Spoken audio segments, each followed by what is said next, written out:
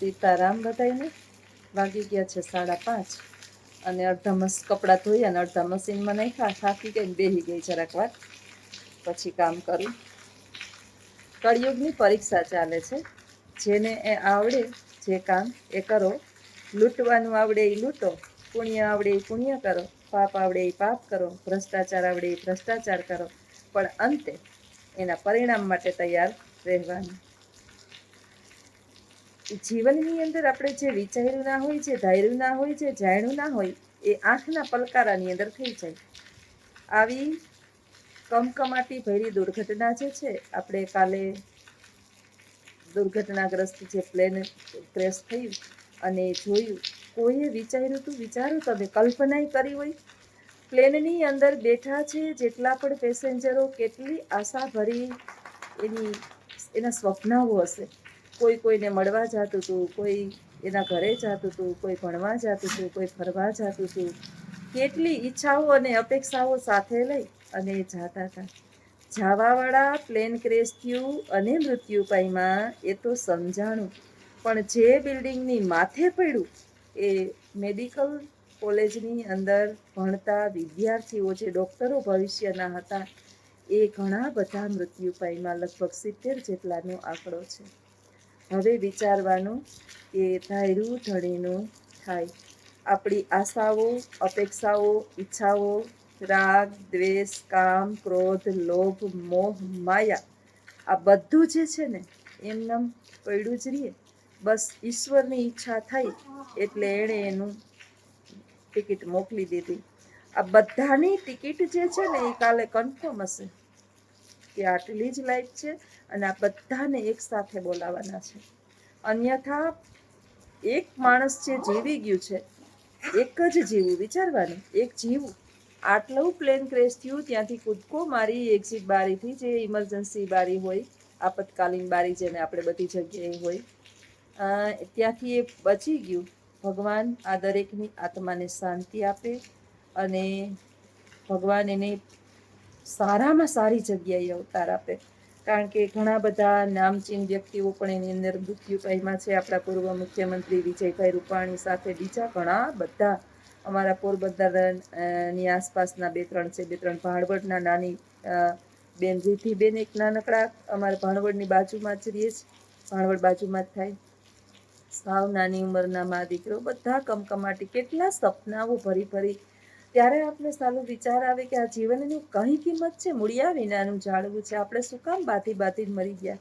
આણે મને આમ કીધું, ઓલાએ મને આમ કીધું, આણીએ મારું રાખ્યું, આણીએ મારી વાતો કરી, આની હું વારંવાર એકને એક તમને ઘણી વખત વિડીયોની અંદર કહેતી હોય ને, આ બધું આપણે જોતા હોય ને, એને ભૂલી નથી જવાનું. એને યાદ રાખવાનું છે કે આપણો ખુદનો ભરોસો છે.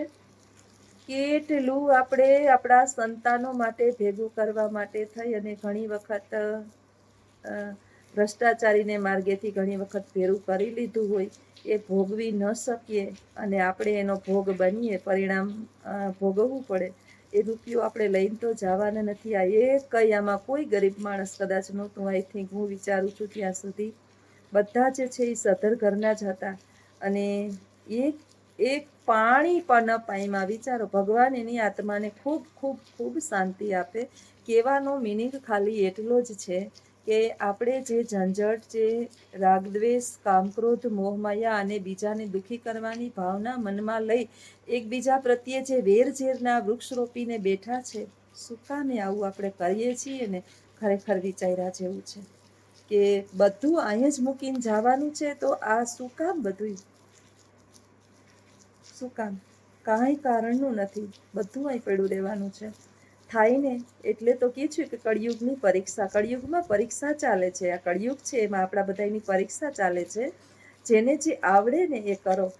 શું કરવાનું છે? સેવા થાય તો સેવા કરો, લૂંટતા આવડે તો લૂંટો, ભ્રષ્ટાચારી આવડે તો ભ્રષ્ટાચારી કરો, દગાખોરી આવડે તો દગાખોરી કરો. હા, ચોક્કસ પરિણામ માટે તૈયાર રહેવાનું છે.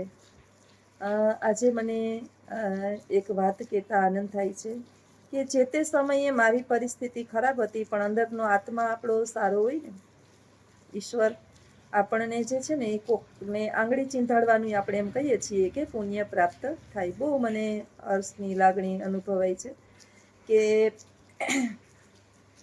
એક મારા શાળાની અંદર જે છે એક વિદ્યાર્થી હતી, આપણે જે છે કોઈના નામ ન દઈએ, અત્યારે એ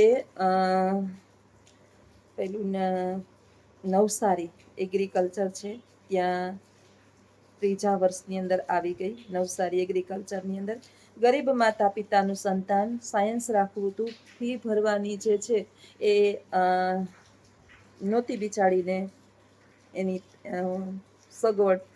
પિતા જે અત્યારે બધાને બધું કંઈક ને કંઈક નડતું હોય, સાયન્સની ફી વધારે હોય. મને વાત કરી એ સમયે તો મારી પરિસ્થિતિ એવી નહોતી કે હું એની 40-50 હજાર ફી ભરી શકું. એ સમયે જેને આપ્યા છે ને એનું મારા જ સગા છે, એનું મારે નામ નથી લેવું. હું લઈશ જ્યારે એની હાથમાં ડિગ્રી આવી જશે, પછી એને નોકરી મળી જશે ત્યારે ડિગ્રી સર્ટિફિકેટ સહિત એને હું મોકલીશ. અને ત્યારે એ દીકરી ખુદ એને કહે છે કે મેડમ હું વાત કરું અંકલ આરે, આંટી આરે. એટલે મેં કીધું કે ના આપણે ડિગ્રી આવી જાય પછી નિરાતે તું થેન્ક યુ કહી દેજે. મારા વતી મારા જે રિલેટિવ્સ છે એણે એને હેલ્પ કરી છે. એ પછી જે છે સંસ્થા દ્વારા એને 2 વર્ષથી એને બધું પ્રોવાઈડ કરવામાં આવે છે. અમારે જે છે સંસ્થા આપણે ઘણી બધી છે, આપણે અહીંયા પોરબંદરની અંદર, એના દ્વારા એને ઘણી બધી હેલ્પ કરવામાં આવી. અને મારે 1 વર્ષ જે એની ફી ભરવી પડી મારા સગાઈએ ભરી દીધી. અને એનું મેં નહોતું કર્યું, કાંઈ પણ મેં આપ્યું નહીં, પણ આ દીકરીનું ભણતર 1 વર્ષ પછી તો સંસ્થાએ તરત જ સંભાળી લીધું. ખબર પડી, અંદરો અંદર વાતો થઈને ક્યાંય કામમાં હોય માણસ, દયાળુ ઘણા બધા છે. પણ 100 વાતની આપણે એક વાત કે કોઈ દિવસ જે છે એ તમારું કર્મ કરેલું અફર જાતું નથી. ક્યાંક ને ક્યાંક ઈશ્વર એનું ફળ આપે. જેને પણ મદદ કરી છે, ભગવાન, દીકરી પ્રાર્થના કરે છે કે અંકલ અને આંટીને ભગવાન હંમેશા નિરોગી રાખે અને એનું આયુષ્ય જ્યાં સુધી ઈશ્વરે નિર્ધારિત કરેલું છે ત્યાં સુધી એને તંદુરસ્ત રાખે એવી હું તો કાયમ પ્રાર્થના કરું છું. કે મારી લાઈફ બની ગઈ. મારી માતા પિતાની એટલી શક્તિ નહોતી. 1 વર્ષ મારું પહેલું તો બહુ ભયાનક હતું, કારણ કે એ વર્ષે તો એનું બગડે એમ જ હતું ને એ જ વર્ષે એનો હાથ પકડાઈ ગયો અને એને સારું ભણતર થઈ ગયું, સારું એવું ભણે છે. આ વર્ષની અંદર એને સારામાં સારા માર્ક્સ પણ મળેલા છે. એટલે આપણે કહીએ ને કે કળિયુગ ચાલે છે, કળિયુગ અને કળિયુગની અંદર આપણા બધાની પરીક્ષા ચાલે છે. આપણે કયા કામની અંદર જોડાવું ને એ આપણે નક્કી કરવાનું છે, કે કોકને પાડવામાં જોડાવાનું છે કે કોકને ઉપર ચડાવવામાં. પાડવાવાળા તો ઘણાય હોય છે અને મારી એ પરીક્ષા એમાં થઈ હતી. બધાની પરીક્ષા થતી હોય, કારણ કે આપણે કોક પાસે પૈસા લેતા હોય ને, માગતા હોય ને, તો આપણે પ્રૂફ કરીને આપવું પડે કે એ પૈસા જે છે એ આપણે યોગ્ય માર્ગે જ આપીએ છીએ, ક્યાંય પણ અવળે માર્ગે આપતા નથી. આજે જ દીકરીનો મને ફોન આવ્યો હતો કે મેડમ મારે 2જા વર્ષની 3જા વર્ષના 5મા સેમેસ્ટરનું પણ સારામાં સારું રિઝલ્ટ આવ્યું છે અને હવે મારે 1 જ વર્ષ 3.5 વર્ષ આઈ થિંક એનો કંઈક કોર્સ હોય છે અને ટૂંક સમયની અંદર તમારા બધાના આશીર્વાદથી મારું સારું એવું ભણતર થઈ જશે. હું ખૂબ ખુશ થઈ કે કાંઈ વાંધો નહીં, હું સાંભળી લઈશ કદાચ કોક માટે. મેં જીવનની અંદર જે છે ને એક વાત તો ચોક્કસ છે કે આપણે કાંઈ કર્મ કર્યું હોય ને આપણા સિવાય કોઈ જાણતું નથી. પણ આપણે ઘણી વખત જે છે ને આપણી પાસે કાંઈ સબૂતોને ખુલાસા અને ના હોય એટલે આપણે પ્રૂફ કરી શકતા ના હોય. અને મારો સ્વભાવ એવો છે કે કોઈ પણ વ્યક્તિને આપણે જ્યારે દાન પૂન કરીએ ને ત્યારે એ વ્યક્તિ નીચું ના પડે ને એટલા માટે એને ફોટોગ્રાફી કે એને જાહેરની અંદર કોઈ દિવસ જણાવાય નહીં કે મેં એને આપેલું છે. એમનામ જ આપી દેવાનું. ડાબે હાથે દાન, જમણે હાથે દાન કરીએ તો ડાબા હાથને ખબર પડવી જોઈએ નહીં. ઈશ્વર બધાની કસોટી કરે અને બધાને એમાંથી પાર પણ પાડે. બસ આપણે શાંતિ રાખી અને હિંમત હારવાની નથી. તો આવું જ જીવન છે અને આપણી કસોટી ચાલે છે.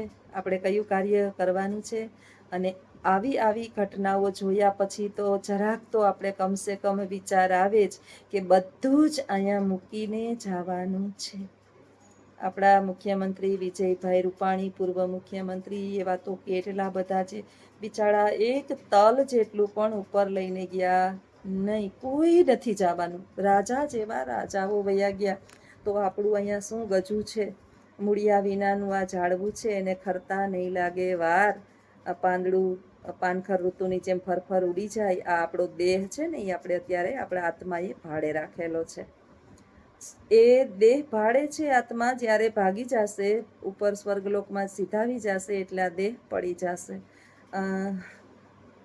અહીં આપણે ભાડાના મકાનમાં રહીએ છીએ અને કોઈનું કાંઈ છે નહીં. અને જેને ઈશ્વર મદદ કરવાની, પૈસો દેવો ને બહુ અઘરી બાબત છે. પૈસો કાઢવો આપણા ખિસ્સામાંથી કાઢી અને બીજાને દેવો એ બહુ અઘરી બાબત છે. અને સાવ કાંઈ લેવા દેવા જ નથી, એને દેવો ભણાવવા માટે ને કરવા માટે ને બહુ અઘરું છે. તો પ્રાર્થના છે મારી દીકરી વિદ્યાર્થીની, અને કે ઈશ્વર જેણે પણ મને ભણવામાં મદદ કરી છે, ઈશ્વર એને શરીરે નિરોગી રાખે, ખૂબ હેલ્થ એની સારી આપે અને જીવનમાં હંમેશા બીજાને મદદરૂપ કાયમીને માટે થઈ શકે એટલી ધન દોલત આપે. અને આજે એણે પ્રોમિસ કર્યું કે મેડમ જ્યારે ઈશ્વર મને સારું ભણતરને બધું કમ્પ્લીટ કરાવી લેશે ને એટલે હું તમારે માર્ગે વળીશ, કે હું થઈશ ને એટલું હું કરીશ.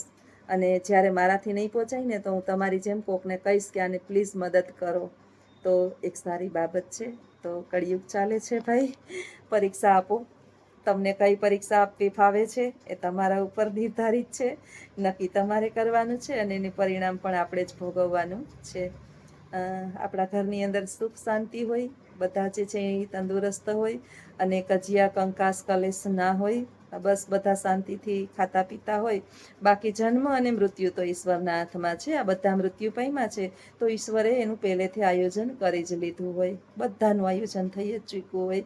ધરતીકંપ થાય, એક્સિડન્ટ થાય, કોઈ ગળા ફાંસો ખાય, કોઈ દવા પી જાય, કોઈ કાંઈ કરે, કોઈ કાંઈ કરે, કાંઈક ને કાંઈક મૃત્યુ થાય છે. આનું કારણ આ હતું. હવે લોકો વાતો કરશે કે પ્લેનમાં આટલું ડીઝલ ભર્યું હતું ને પેટ્રોલ ભર્યું હતું ને પ્લેન આટલું વર્ષ જૂનું હતું ને આવું હતું ને એવું કાંઈ નથી. અમારા સૌરાષ્ટ્રની અંદર પહેલાં બસો હતી ને ખખડ 10 મિનિટ પહેલાં બ્રેક મારવાનું ચાલુ કરે તો એ બ્રેક લાગે એવી બસો હતી, તોય કાંઈ થતું નહીં. એટલે મૃત્યુ હોય તો જ મરે, અન્યથા મરે નહીં. આ બધાનું નિર્ધારિત થઈ ગયું હોય, એક જ દિવસનું નિર્ધારિત હોય, અન્યથા આવી ઘટના બને નહીં. ભગવાન એની દિવંગત આત્માને બધાને શાંતિ આપે એવી આપણે ઈશ્વર પાસે પ્રાર્થના કરીએ અને બસ પરીક્ષા આપતા રહીએ. કળિયુગમાં બધાને પરીક્ષા જ આપવાની છે. સારી પરીક્ષાઓ આપશું અને સારે માર્ગે વળશું તો આ ભૌતિક દુનિયાની અંદર પાછા ફરશું નહીં, ઈશ્વર મોક્ષ આપી દેશે. બસ બાકી બધું આપણા હાથમાં છે. આવજો. સીતારામ.